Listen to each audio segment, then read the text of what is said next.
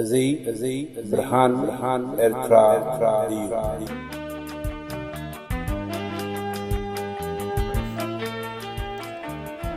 ሓድነትና ዋሕስ መንነትና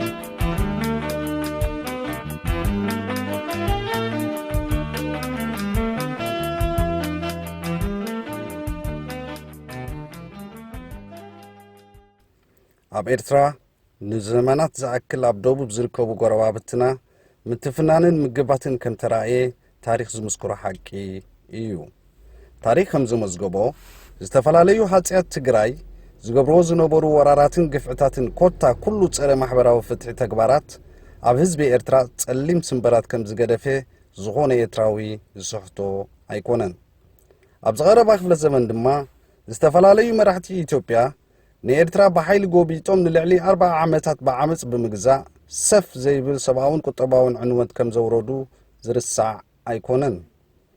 ህዝቢ ኤርትራ ነዚ ቁስሊ ካሕዊ እንዳፈተነ ገለገለ ጉጅለታት ነበረ ታሪክ ፈቲሾም ከም እንደገና ኣብ ህውከትን ስቅያትን ከእትዎም ምፍታኖም ታሪክ ህዝቢ ኤርትራ ዘይፈልጡን የዋሃትን ምዃኖም እዩ ዘረድእ።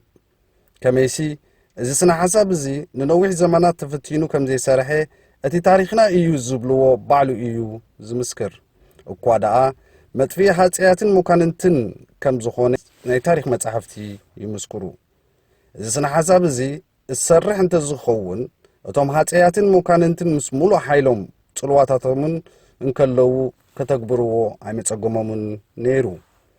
ኤርትራውያን ንልዕሊ 100 ዓመት ደሞም ከፊሎም ዘምጽዋ ሃገር ብቐሊሉ ትሰዓር ኣይኮነትን። እዚ ሕጂ ዝርአ ዘሎ ብሉይ ስትራቴጂ ብዓሌትን ሃይማኖትን ከፋፊልካ ምግዛእ ቅድሚ ሕጂ ተፈቲኑ ስለ ዘይሰርሐ ሕጂ እውን ኣይሰርሕን እዩ። ኤርትራ ክልተ ቀንዲ ሃይማኖት ዘለዋን 9 ቋንቋታት ዝዛረብ ህዝቢ ዝርከባ ሃገር እያ። ነዚ ኹንነት ክጻረ ዝፍትን ድማ ኣንጻር ኤርትራ እምበር ኣንጻር ሓደ ጉጅለ ከም ዘይኮነ ክበርህ ይግባእ። ንኤርትራ ዘብላ ኣመንቲ ምስልምናን ክርስትናን ስለ ዝነብሩላ እዩ። ኤርትራ ንሓደ ኣከል ብዝያዳ ትብጽሖ ዝብል ጥሩፍ ኣረኣእያ ሓደገኛ ስለ ዝኾነ ድማ ገና ሱር ከይሰደደ ክብዳህ ዘለዎ ስነ ሓሳብ እዩ። እዚ ከዓ ናይ ኩሉ ኤርትራዊ ኣብ ሓንቲ ማሕበራዊ ፍትሒ ዝሰፈነ ሃገር ዝኣምን ሓላፍነት እዩ። ነቶም ዘይ ኤርትራውያን ጉጅለታት ነዚ ህልው ኩነታት ከም በለጽ ተጠቂሞም ነቲ ነገር ዘሳውሩ ዘለዉ ድማ ብጥንቁቕን ንቑሕን ኣገባብ ኣለሊኻ ምግጣሞም ናይ ነፍሲ ወከፍ ኤርትራዊ ዜጋ ሓላፍነት እዩ። ከም መንሽሮ ድማ ንገለገለ ኤርትራውያን ስለ ዝበከልዎም ብወገሳዊ ኣገባብ ምእላዮምን ዳግማይ ብድሆና ተሓሳስባን ከም ዘድልዮም ዘካትዕ ኣይኮነን። ንምዃኑ ነዚ ዝበለየ ስነ ሓሳብ ስለምንታይ እዮም ትግራዎት ኣብ ኤርትራ ዝዓበዩን ኣብ ኢትዮጵያ ዝቕመጡ ዝደፍእሉ ዘለዉ? ኢትዮጵያ ስለ ዝጸበበቶም ድያ? ስለምንታይ ከፍሉይ መጥቃዕቲ ብሓፈሻ ኣንጻር ምእመና ምስልምና ብፍላይ ድማ ኣንጻር ሳሆን ጀበርትን? እዚ ሕቶታት ናብ ናይ ታሪክ ክኢላታት እኳ ዝግደፍ እንተኾነ ንምምላሱ ግን ዘሸግር ኣይኮነን።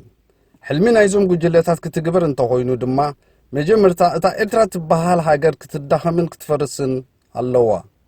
ንኤርትራ ከም ሃገር ንምፍራስ ድማ ኣብቲ ቀንዲ መሰረት ናይታ ሃገር ምህራማ እቲ ቀንዲ ስትራቴጂ ይኸውን። ዓንድን ሰረትን ኤርትራ ድማ ክልተ ዓበይቲ ሃይማኖት ዝኣምኑ 9 ቋንቋታት ዝዛረቡ ህዝባ እዮም። መሰረት ናይታ ሃገር እንዳፍርሱ ደገፍ ምእንቲ ክረኽቡ ነቲ ኣማኒ ተዋህዶ ኣሎናልካ ተገፊዕካ ትጸንት ኣለኻ እንዳበሉ ብሓንቲ እምኒ ክልተ ጩር ንምህራም ክህንደዱ ይረኣዩ። እዚ ሽርሒ እዚ ብዙሓት ሃጽያትን ከምኡውን ኣብ ግዜ ሃይለ ስላሴ ስለ ዝተፈተነ በርዒኑ ከም ዝተርፍ ዘጠራጥር ኣይኮነን።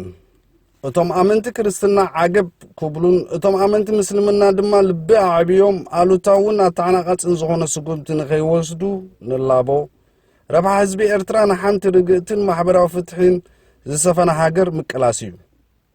እዚ ንምርግጋጽ ድማ ከምዚ ሓጻውነትን ፋሽስታውን ዝኣመሰለ ኣተሓሳስባ ከይሰዕረረ ክብዳህን ክምክንን ይግባእ።